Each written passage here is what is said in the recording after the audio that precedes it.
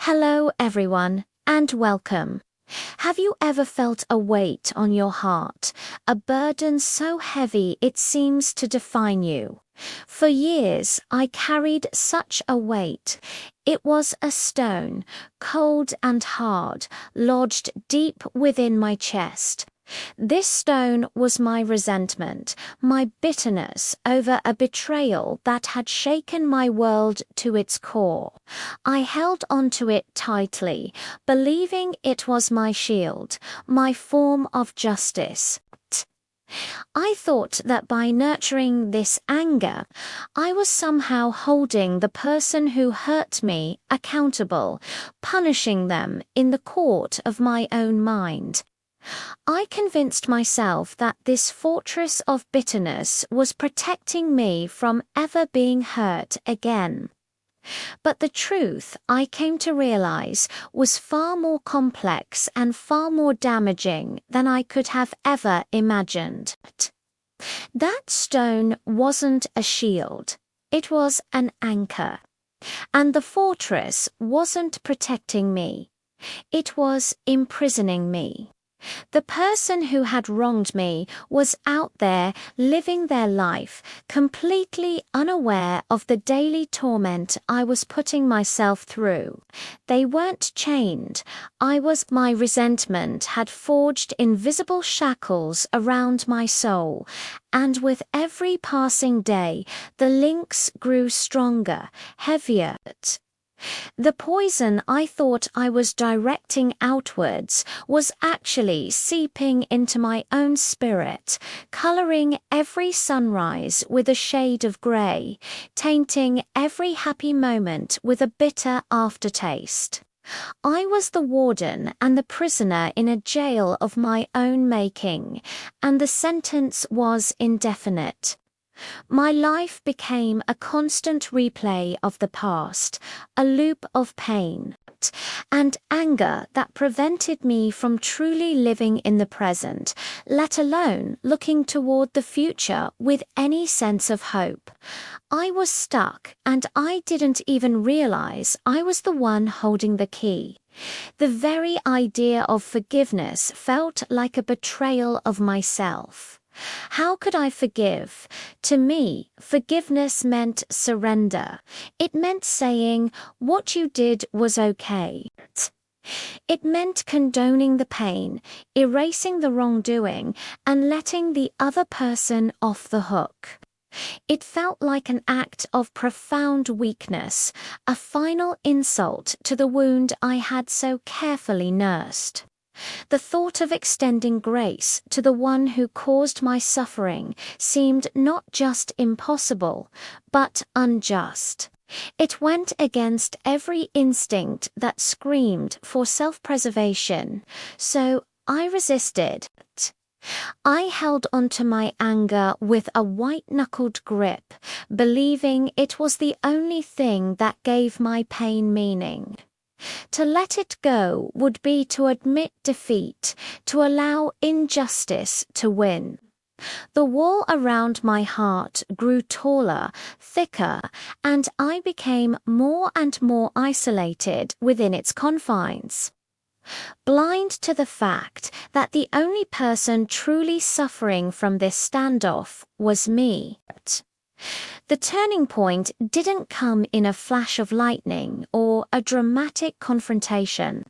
It was a quiet, gradual dawning, a slow unfurling of a truth I had been avoiding. I began to understand that my perception of forgiveness was fundamentally flawed. It wasn't about the other person at all. It was never about them.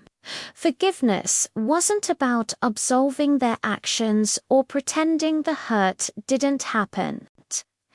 The pain was real. The betrayal was real. Forgiveness was about me. It was about my freedom. It was the act of cutting the cord that tied me to the past, the act of putting down the heavy stone I had been carrying for so long. It was a declaration of independence from the event that had held me captive.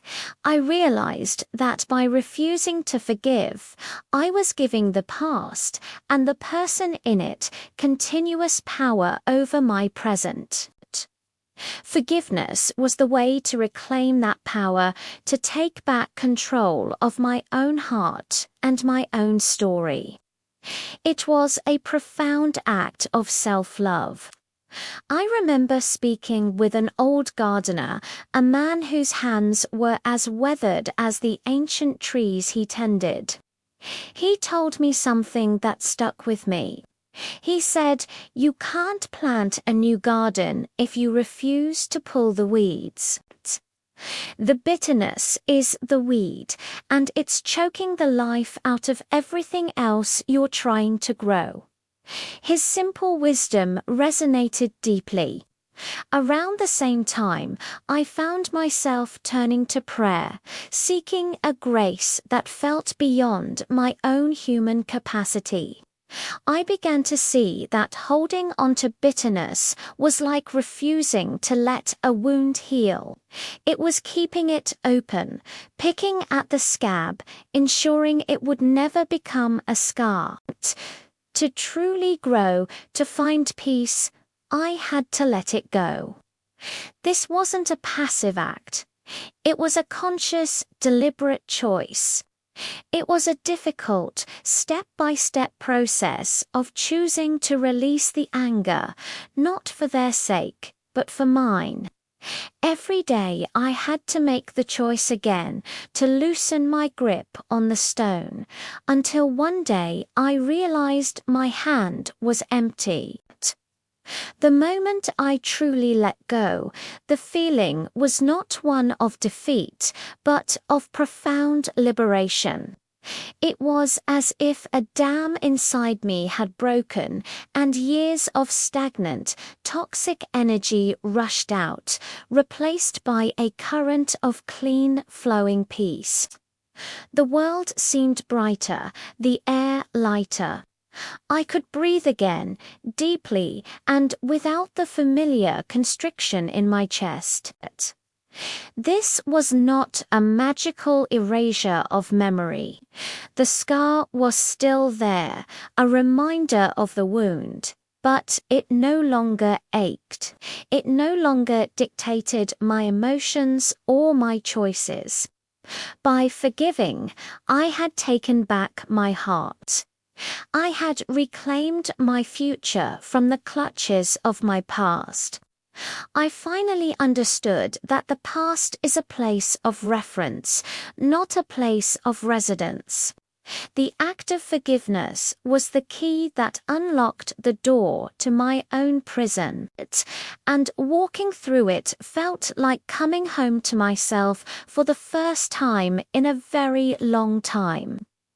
In this journey, I discovered where true strength lies. It's not in the ability to hold a grudge, to build walls, or to wield anger like a weapon. That's easy. True strength, the kind that transforms and heals, is found in the courage to be vulnerable, the courage to feel the pain fully and then consciously choose to release it. Forgiveness is not something we do for others. It is a gift we give to ourselves. It's an echo of divine mercy in our own lives, a recognition that we all deserve peace, especially from the prisons of our own making. It's the ultimate act of reclaiming your power and choosing to plant a new garden, free from the weeds of yesterday. It is the path back to yourself. Thank you so much for sharing this time with me today. If this story resonated with you, or if you're on a similar journey, please share your thoughts in the comments below. Your story matters. And if you'd like to hear more, don't forget to like this video and subscribe to the channel. Until next time, be kind to yourself.